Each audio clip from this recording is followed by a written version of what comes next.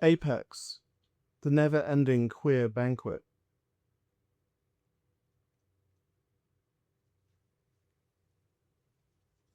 When choice learnt to speak for us, preference is predicted, guided, and replaced.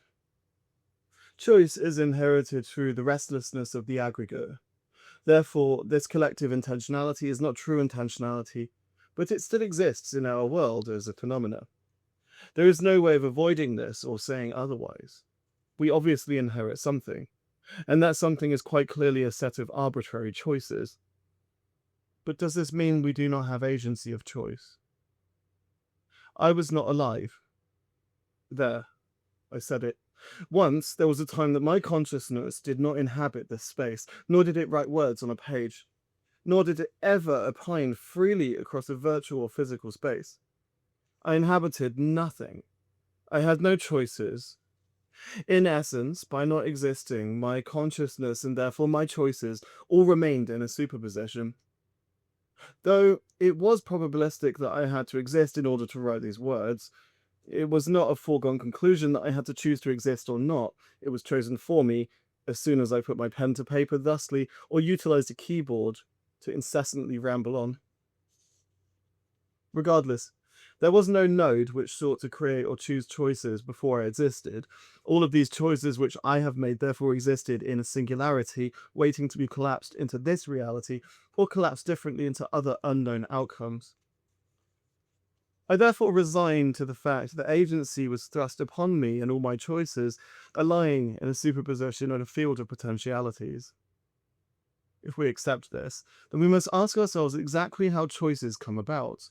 How do we choose choice A over choice B? And what does that even mean at an atomic or quantum level? We tend to believe that choice is a conscious concern, but choice can also be unintentional, a biological expression such as breathing or metabolizing.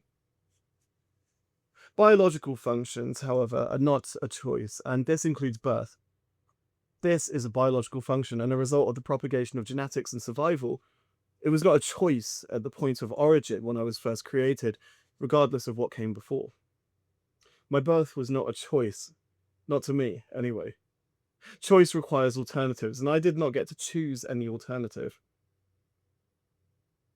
Returning to our morning joe, or morning coffee, a black soup of roasted, ground, and prepared coffee beans, we can clearly see choice unraveling. First, the choice to drink. Second, to choose the coffee over something else like tea. And thirdly, the choice to actively consume it, enjoy it, and digest it.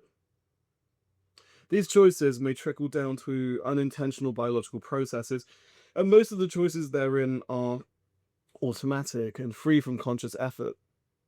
For instance, metabolizing the sugar for the coffee is not something we can intentionally choose or not choose to do.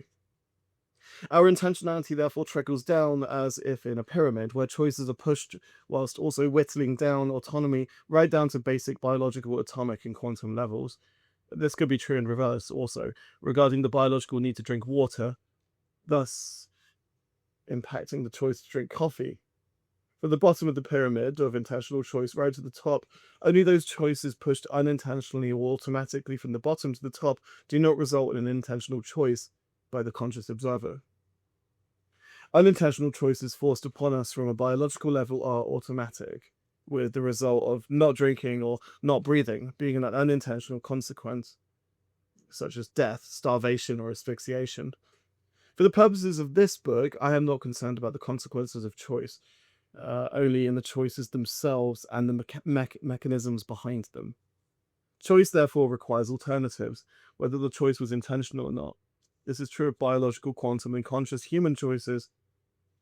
A particle of light chooses to be a wave or a photon. There is no alternative aside from a superposition, which is simply a statistical probability and not a factual entity. This is the same as the choices we make as human beings. They are all relational in that we need another option to create or choose a choice. The structure of choice, if it has one, is therefore a vague pyramid with our consciousness at the very top, all the way down to the bottom of the structure, which is quantized at various levels. The aggregate structural nature of choice therefore requires a collapse of the probabilistic waveform, so to speak, to choose or not choose, however minor or benign. The act or even art of choosing something over another thing resolves the potentiality of intentionality into a single outcome. And even if there is a lack of intentionality, we might call this a scale, or perhaps view it as a pyramid, as discussed before. This single outcome is irreversible, in line with entropy and the forward movement of time, with the best example demonstrating it being your own birth. This culmination of choices made by your parents, by society, and the aggregate of history and existence culminated in a single collapse, which is not reversible in any way, shape, or form. Of course, you can die and cease to exist, but the main fact is centered around the fact you did exist and there was an outcome, regardless of the consequences. This momentary collapse is chaotic in an aggregate sense, of thousands and millions and billions of smaller choices all colliding and unraveling, a superposition which became you.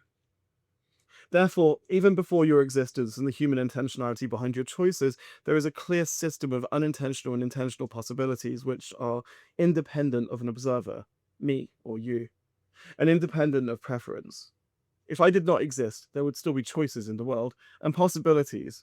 I simply would not be able to interact or choose if I did not exist at all. Choices, therefore, can exist before they are enacted or observed, and humans act solely as participants. Choices do not originate solely from us, which implies that we ought to be used to the algorithm and the pseudo-intentionality which is thrust upon us. This system, and humans as a whole, generate new options on a constant basis, from the top down through this pyramid, thus expanding the amount of choice based upon superpositions that are available. All of these choices complicate and increase potentiality and exponentially build on the pressure to select something over something else. Choice is therefore a pressure cooker, and algorithms have increased the temperature, not changed the nature of what it means to choose. The system still exists, but the framework is under duress, being pushed into an exponentially deep well of slop.